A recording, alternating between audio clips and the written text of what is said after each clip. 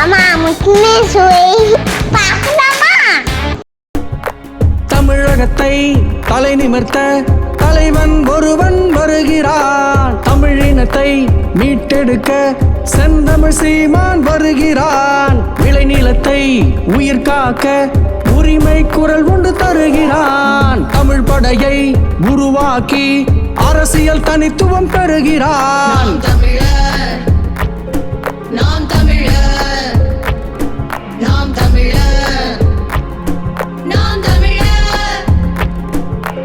தமிழகத்தை தலை நிமிர்த்த தலைவன் ஒருவன் வருகிறான். தமிழினத்தை மீட்டெடுக்க செந்தமிழ் சீமான் வருகிறான். தமிழ் சீமை எங்கும் உன் சிரம் கண்டு மகிழ்ந்திட அரிதானவனே, உன் போர் வாழ்த்திரம் கண்டு இளம் தலைமுறை கையில் கோர்த்திட செய்தவனே. தமிழ் ஈழம் பட்டது பரிதாபம் என கருவினில் கனலாய் எரிபவனே. தமிழ்நாடும் அதுபோல் பற்றிட வேண்டாம் சிந்தையில் நினைத்தாய் தமிழ் தேசியனே. கூற்றும் சதி அவன் சூழ்ச்சியினை அறுத்திடும் பகலவன் ஆதி தாண்டவனே. அன்பு கொண்டு நாங்கள் நெஞ்சார நேசிக்கின்ற உறவுகள் அனைவருக்கும் அன்பும் வணக்கமும்.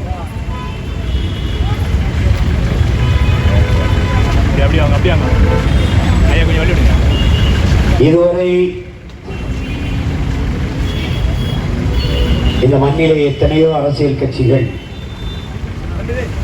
இருந்தாலும் இத்தனை கட்சிகள் இருக்கும்போது புதிதாக ஒரு கட்சி எதற்கு என்று என் அருமை சொந்தங்கள் நீங்கள் எண்ணக்கூடும். ஒரு புத்தம் புதிய அரசியல் கோட்பாட்டை உருவாக்கி முழுக்க முழுக்க மண்ணின் வளம் மக்களின் நலம் சார்ந்து அனைவருக்கும் கல்வி, சரியான சமமான தரமான கல்வி இலவசமாக கிடைக்கணும்னு நினைக்கிறோம். அறிவை வளர்க்கும் கல்வி, உயிரை காக்கும் மருத்துவம், தூய குடிநீர் எல்லோருக்கும் சரியாக சமமாக தரமாக கிடைக்கணும்னு நினைக்கிறோம். இப்போ ஏற்கனவே அரசு மருத்துவமனை அது இலவசமாக தானே இருக்குது. ஏற்கனவே அரசு பள்ளி கல்லூரிகள் அதெல்லாம் இலவசமாக தானே இருக்குது என்ற கேள்வி உங்களுக்கு மேலதான். ஆட்சியில் இருப்பவர்கள் அதே கேள்வியை எழுப்புவார்கள். நம்மிடத்திலே பதில் கேள்வி எழுகிறது. அரசு பள்ளி கல்லூரிகளில் கல்வி கட்டணம் இல்லைதான், சரிதான். ஆனால் அரசு பள்ளி கல்லூரியிலே வேலை பார்க்கிற பேராசிரியர் பெருமக்கள், ஆசிரியர் பெருமக்களின் பிள்ளைகள் அந்த பள்ளியில் படிக்கிறார்களா? இல்லை. சட்டமன்ற உறுப்பினர், மாமன்ற உறுப்பினர், பாராளுமன்ற உறுப்பினர் அவர்கள் பிள்ளைகள் படிக்கிறார்களா? இல்லை. அமைச்சர் பெருமக்கள் யாருடைய பிள்ளையாவது அரசு பள்ளி கல்லூரியில் படிக்கிறார்களா? இல்லை. இப்போ ஏன் இல்லை? ஐஏஎஸ், ஐபிஎஸ், நீதிபதிகள் இவங்க யாருடைய பிள்ளையாக அங்கே படிக்கிறார்களா? இல்லை. ஏன்? தரமாக இல்லை. இலவசமாக இருக்கிறது, அதனாலேயே அது தரமாக இல்லை. ஆனால் கல்வி என்பது மானுட உரிமை, அதை கொடுக்க வேண்டியது அரசின் கடமை. இதே அந்த கோட்பாடு.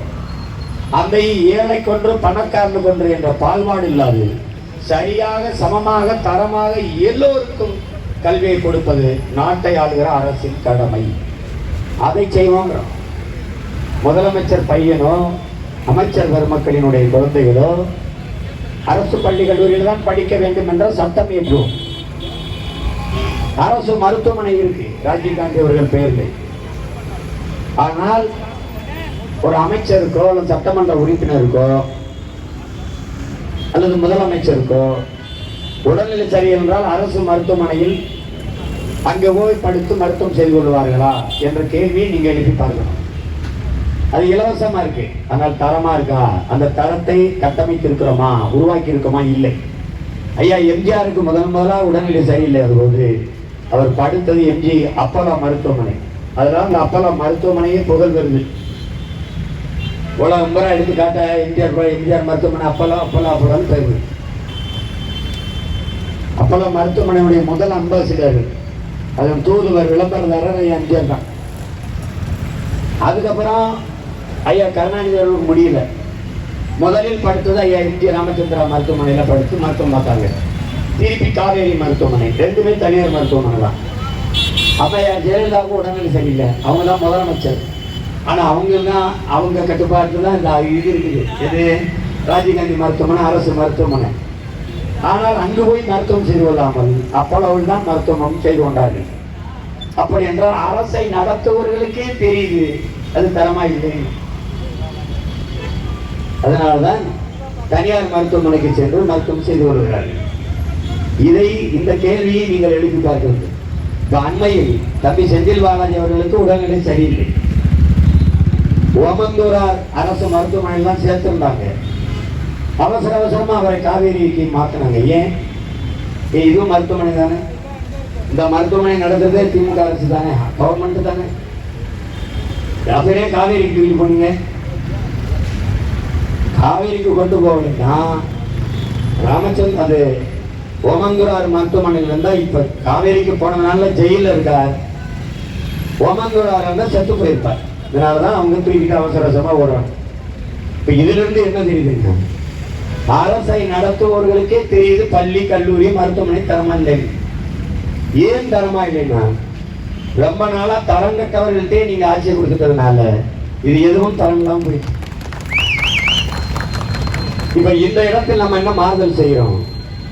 அமைச்சர் பெருமக்களோ அதிகாரிகளோ அரசு சம்பளம் வாங்குகிற யாருமோ உயர் பதவியில் இருக்கிற யாருமோ அரசு மருத்துவமனையில் தான் மருத்துவம் செய்ய வேண்டும் என்று சட்டம் இயற்றோம்.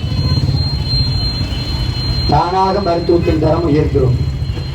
ஆக பெரும் மருத்துவ தரத்துக்கு உயர்த்துறோம், உலக தரத்திற்கு. இன்னைக்கு மேலை நாடுகள் உடம்புடினா அமெரிக்கா போகலாம், உடம்புடினா சிங்கப்பூர் போகலாம், இல்லை இங்கிலாந்து போகலாங்கிற மாற்றி இங்கிலாந்துல இருக்கிறவன் நல்ல மருத்துவமனைகள்னா தமிழ்நாட்டுக்கு போகலாம், நல்ல கல்வி கற்கணும்னா தமிழ்நாட்டுக்கு போகலாம் என்கிற நிலையை உருவாக்குவதுதான் வளர்ச்சி மாற்றம் என்று நாங்கள் நினைக்கிறோம். அதை உருவாக்க துடிக்கிறோம். அதுதான் இவ்வளவு பாடுபடுறோம்.